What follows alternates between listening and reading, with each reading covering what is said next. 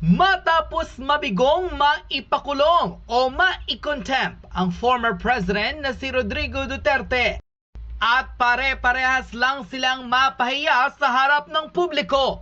Quad Committee hearing sa November 21, kanselado na. Mukhang sumuko ng araw ang House of Representatives kay former President Rodrigo Duterte dahil kinumpirma na ng overall chairman ng Quad Committee na si Congressman Ace Barbers na hindi na matutuloy ang ikalawang Quad Committee hearing na dadaluhan sana ni former President Rodrigo Duterte sa darating na Huwebes, November 21, 2024. Sa isang pahayag at mensaheng ipinadala ni Congressman Barbers sa pahayagan ng Inquirer.net, kinumpirma nitong hindi matutuloy ang pagdinig ng Quadcom sa darating na Huwebes. Hindi man diretsahang sinabi kung ano ang rason, ngunit tila ilan sa mga netizen ang nagsabi na mapapahiya lang raw kasit ulit sila sa dating Pangulo, lalo't isang beses nga lang raw nilang nakita at nakaharap ang former president sa pagpupulong, pare-parehas pa silang napahiya sa harap ng publiko. Narito at panoorin ang buong pahayag ng former legal counsel at attorney na si Salvador Panelo kung saan ibinulgar ang tunay na dahilan kung bakit hindi nanalo ang Quad Committee kay former President Rodrigo Duterte na posibleng dahilan kung bakit kinansela na ng Quadcom ang November 21, 2024 House of Representatives hearing. Narito't panoorin ang full video. So, welcome back po mga kachismak. No? Siguro alam nyo na yung nangyayari ngayon no, sa Congress no, na kinansel ng Quadcom ang hearing para kay former President Duterte. Bakit kaya? Ako parang alam ko na ang sagot. Hindi nila i-expect na papalagan sila ng dating presidente na si Rodrigo Duterte. Kung akala nila takot sa kanila yung presidente, kung akala nila masisindak sa contempt na putang inang contempt na yan. Alam nyo kung bakit kinansel? Napakadali. Nagawa sila ng script, mga katismaks. Tignan nyo, sa susunod na hearing, may mga drama-drama dyan. Maniwala kayo, mga katismak. Yung Quadcom na yan, ewan ko ba kung ba't nabuo yung grupo na yan. Alam nyo mga katismaks, yan talaga ay pinaghahandaan nila mabuti. Dahil akala nila, hindi sisiputin, ito ni Presidente Duterte, yung mga invitation nila. Ngayon, pinalagan, putang na, atras. Ngayon, gagawa sila ng script para pagandaan yung mga tanong para kay dating Presidente Rodrigo Duterte. Yun o ang istorya. Attorney, kailan po ang sunod na hearing? Yun na nga ang kinikwento ko. Ngayon, eto ngayon ang latest.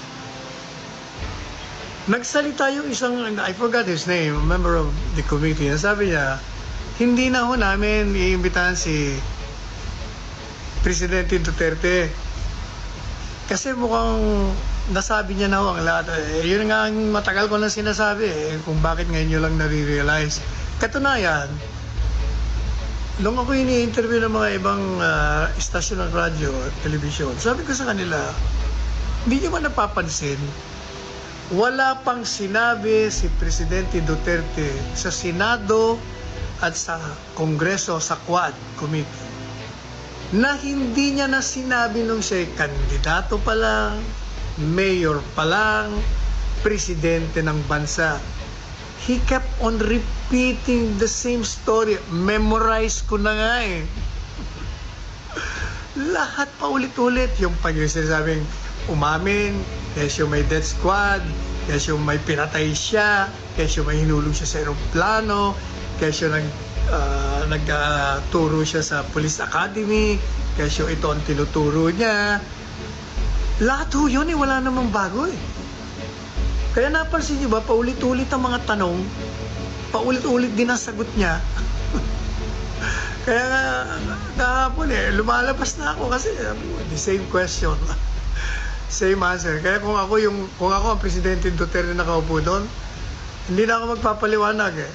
Pag tinanong ako, sabi ko, that question I've already answered. Please research on my answer. Kaya siguro, sabihin ko kay Presidente Duterte, siguro i-tape na lang natin ang mga tanong sa'yo. Pag mayroong similar question, ipi-play na lang natin para hindi ka na mapapagod magsalita. Oh, this is my answer. O yan o, alam mo yun, gaya ng sinabi ko doon sa ibang ano. Kasi meron mga nagdudulong-dulungan din ng mga analyst daw sila, mga political analyst. Ako, alam nyo, ako, yamot na yamot ako pag nagpapakilala silang political analyst. Wala naman mga stature. Ngayon walang mga narinig ang pangalan. Kailangan, ngayon, kung ikaw ay si Teddy Boy Locsin, ayan, pwede kang mag-analyze. May talino, magaling. Kahit saan mo pa daanin, marunong. Kung ikaw ay si Bubi Tiglao, magaling din ang ulo. Pwede mag-analyze yan. Kung ikaw si Nilo Tayag, okay ka pa rin sa akin. Sino pa? Basta yung malalalim, okay ko sa akin. Pero yung mga bata pa, batang-bata, mag-a-analyze, wala pa, mga may gatas pa sa labi. Yung iba, kahit may edad na, wala rin kaalam-alam. Gaya yung sabi niya, ang analysis niya daw doon may mga bago daw. May mga bago daw na sinabi si Presidente Duterte. O, biro mo yan, yun lang, mali na. At ito naman daw mga mga nagtatanong, marami daw mga bagong tanong. Sus Mario, sir. Wala rin ng pagbabago, para pareho. Ang kaibahan, ito, sasabihin ko sa inyo ang kaibahan. Unang-una, si Presidente Duterte, walang sinabing bago. Palaging yun. Yung mga nagtatanong, wala rin nung binabagong tanong kasi ang nagiging batayan nila, guilty siya. Siya ang utak ng mga pagpapatay ng mga di umanong pinaghihinalaan sa droga doon sa Davao nung alkalde pa siya. Ayan, yan ang talagang kwento, yan ang tunay na kwento. Kaya, ang gusto nitong mga nagtatanong, paaminin siya. Pero dati naman niyang inaamin niya noon Gusto lang nila na under oath at sabihin na siya. Pero ang katotohanan niya, tayo-tayo lang ha. Huwag nyo na nakikikwento sa kanila. Katotohanan dyan. Yan ang sinasabi nyo. Gusto nyo malaman ang katotohanan. Although alam nyo na yun, paulit-ulit lang nga Kaya lang, pagkakataon ninyo ng libreng publisidad, free publicity, because the cameras are there, all the online platforms are there to watch you. Since kayo yung mga re-electionista, kailangan nyo, lalong-lalo pa kung mga bago, mga daming batang bago.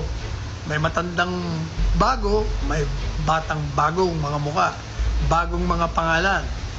O kaya kailangan nila, kaya yung binibigay sa kanila ng 10 minutes, umaabot ng 45 hanggang isang orasyon.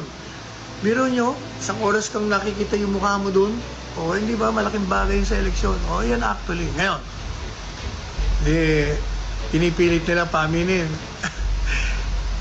Siyempre, amin naman ang amin yung mama. Kasi dati niya namang inaamin, wala naman siyang tinago So, anong bago doon? Ang bago is, dahil inamin niya doon sa hearing, na hindi nila never pa narinig, kasi never naman siya nag-appear doon, narinig nila sa labas. Yan, inamin na. Under oath pa. Yun ang bago. Pero sa totoo lang, hindi ko talaga sila magkakaintindihan. Alam niyo ba kung bakit? Kasi, pilit nilang yung patakaran niya, policy. What is the policy? The policy is war against drug trafficking or illegal drug trafficking. Meron nung constitutional basis yun. Bakit siya nagdeklara? Bakit? Ano ba? Anong basis? Anong constitutional na pinagsasabi mo? Sasabihin ng mga kalaban. Ang basis doon ay yung tungkulin ng isang gobyerno at ng punong gobyerno. Ang pangunahing tungkulin ay bigyan mo ng proteksyon ang sambayan ng Pilipinong naglukluk sa iyo dyan. Your job, your primary job is to protect and serve the people that created the government and that elected you to office. Yun o ang basis niya, kaya siya nagdeklara ng giyera kasi nakita niya, sa Davao pa lang, nakita niya na dysfunctional ang mga pamilya pag nalulung sa droga at dun ho ipinanganganak yung mga krimen. Paulit-ulit na nga niya pinaliliwanag niya, pag ikay nalulung dyan, kailangan ay mapanatili mo yung iyong pagkalulong o your addiction.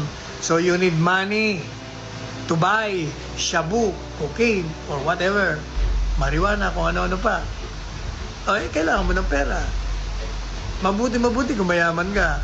Ay, paano kung hindi ka mayaman? Ay, karamihan naman mahirap. O, so, dyan nagsisimula. Una, hihingi ka sa magulang mo. Ha? Magbibigay.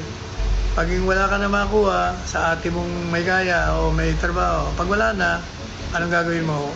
Magbibenta ka na ng mga furnitures ninyo, mga gamit nyo sa bahay. O, pag na-discover ka, di siyempre, hindi ka na pa pwede. Ang gagawin mo sa kapitbahay naman, nagnanakaw ka na rin doon. O, pag naubos na yung pagnanakaw, ano nang gagawin mo? Mangu-hold up ka na. O, pag nang-hold up ka na, ano susunod doon? Ay, papatay ka na. Ayan, dyan mo nagsimula. Kaya si Presidente, bilang alkalde ng Davao City, na ang trabahong pangunahin din ay para proteksyonan mo yung mga inhabitants mo doon, nagdeklara din siya ng giyera doon. Kaya, nawala ang droga doon, nawala ang mga kriminal. Natakot sa kanya eh. Pinagtatatakot niya. Gumagawa siya ng mga istorya na mamamatay tao siya. Naniwala naman yung mga bugoy na yun. Tapos, iniintriga pa niya yung mga kriminal, nagpapatayan sila o kaya nagkaroon tuloy siya ng death squad. You know, ang esensya ng sinasabi niya, death squad. Hindi yung lumika siya ng death squad para pumatay. Sabi niya, anong tingin niyo sa akin, gonggong? Ano ko, gago? Ano ko, stupido? Maging mayor ba ako? Maging piskal ba ako? Maging presidente ba ako ng bansa kung ganun ang utak ko? Gusto niyong paniwalayan yung mga sarili niyo na pumapatay ako ng inosente? Idiot. Sabi nga ni Presidente, that's an idiot idea. What do you take me for? Stupid? Dumb? I'm not. I would have not become president if I were so. O tama ho siya doon. O, pero itong mga kalaban sa politika, double purpose. Number one purpose, politika. Anong politika? The politics is Duterte has stepped down as president, but he remains very popular. The daughter is also popular not only because she is a Duterte, but because on her own she has proven herself to be a good leader as mayor of Davao, as vice mayor of Davao, as secretary of education, and now as vice president. And because of that, ang lakas ng dating niya at lakas bilang kandidatong pangunahan nangunguna sa 2028, itong mga dati niyang kaalyado, gusto rin maging presidente. Siya magiging sagabal. Katunayan kasi, ang problema kasi hindi sila nakinig sa akin eh. Hindi ba, hindi natatandaan nyo? Ako ang nagpatakbo kay Presidente Duterte. Ako ang unang-unang nagpatakbo niya. 10 taong ko nga niligawan yan eh. Para nga sira ulo ko dyan eh. Ako rin ang nagsulong ng kandidatura ni Vice Presidente Sara. Nung mayor pa yan, nung punta kami sa Hong Kong, tanongin niyo kay Ding Bora. Inilunsad ko na siya doon. 2020, not 2020, kasi 2016, 2018, nilunsad ko na yan eh, na tumakbo siyang presidente. Kasi sabi ko, bakit naman si Macapagal, pero yung anak niya, si Gloria, naging presidente. O, si Pinoy, sabi ko, naging presidente rin yung anak ni Cory Aquino. Bakit ka ako si Sara hindi pa pwede? Kaya dapat maging... Kaya, tanungin niyo si Inday Sara, ever since, mula nung nilunsad ko